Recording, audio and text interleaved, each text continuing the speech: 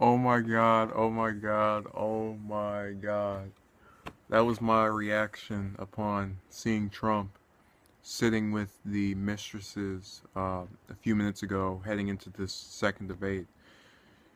You know, politics is a game that I have a investment in and a interest, or an interest rather, that I don't see most people my age uh, involved with. And the only time they really get excited is when there are moments of controversy or someone says something out of line or does something out of line. And this is one of those instances where I could just see all of them tuning in to Fox or wherever else and actually being invested. And that's the saddest part about, this happening because rather than be focused on the issues, they're focused on the drama of 2 decades ago.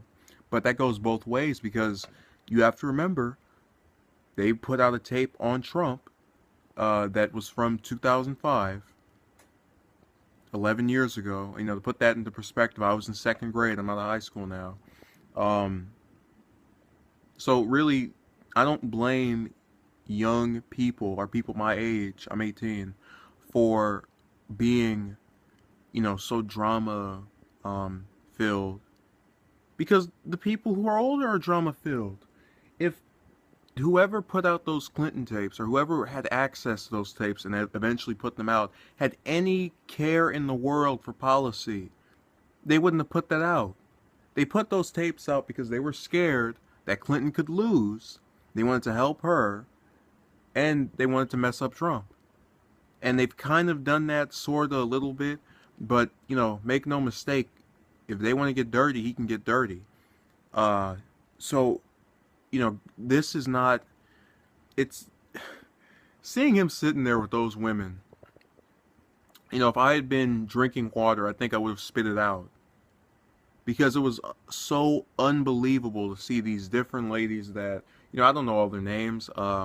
Flowers, obviously Lewinsky wasn't there, but the point I'm making is that there are so so many of them. He's just sitting there with them, and all I can think to myself is that only in this election cycle would that happen. Especially when, and what's even sadder about it is that one of the guy who it's being retaliated against with is not even running himself, but his wife is. And for all of you, Clinton supporters that say she's such an inspiration to women and shows their empowerment and shows they can be separate from their husbands, that's nonsense. Total, complete nonsense. If this were Fiorina or Bachmann or Palin, you think one of the Democrat candidates, let's say their nominee, you think they would have been able to take their husband and say, here are the 5, 6, 7, 8 different women that he's been with? No. I'm telling you, only in Clinton's drama-filled political existence can they do something like this and get away with it or have validity to it.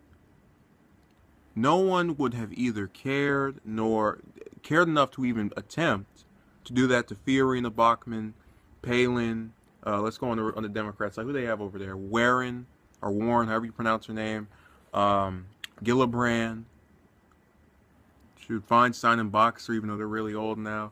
The point I'm making is only with her just continued that's her experience and just being a public figure for so long kind of played hand in hand in this little event we're seeing now.